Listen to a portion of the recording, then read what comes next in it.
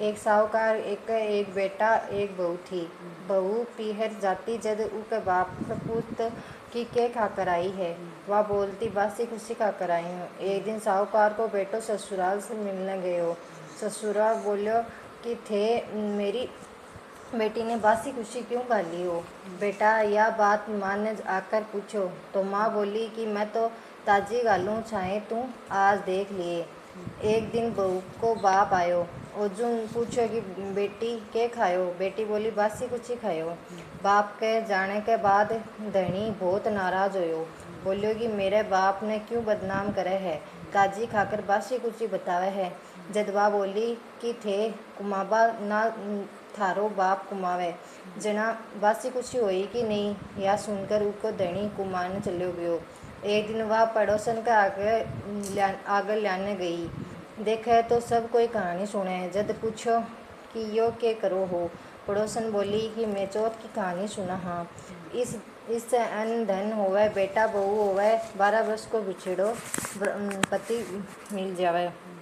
जी के दिन से है बा चौथ को व्रत करने लगी। सासू 4 भगत खाने न देती, जी को एक बार तो हथकार निकाल देती, एक बार गाय न दे देती, एक बार आखुंडा में गाड़ देती और एक बार को चांद ने अर्घ देकर खुद खा लेती। अहिया ही चौथ व्रत करता 12 बरस होगा। गणेश चौथ सोची कि इन व्रत को 12 वर्ष होगा। अगर इक धनी ने पाछो नहीं लावागा तो अपन कलयुग में कौन मानसी। वही रात ने चौथ माता उके धनी ने बोली कि अब तू घरा चलो जा, तेरी औरत तन्ने याद करे है।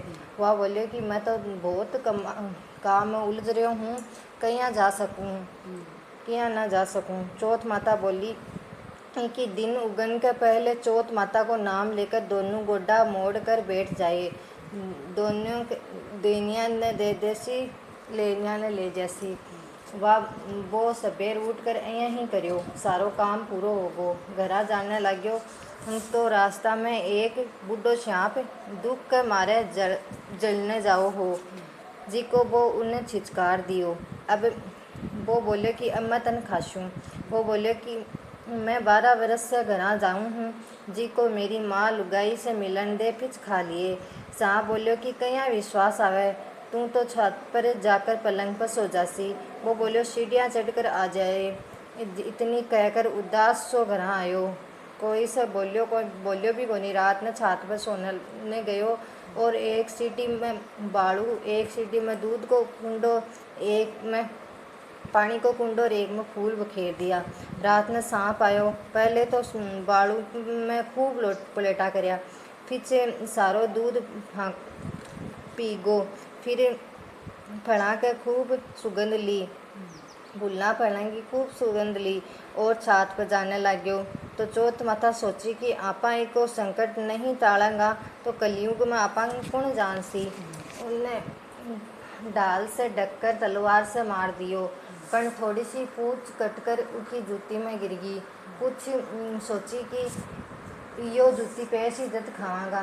कीड़ियाँ आपस में बात करने लगी कि इकी लुगाई अपन रोजीना चून गई थी, सो इके धनी की रक्षा नहीं करेगा तो अपन कलयुग में कौन जानसी।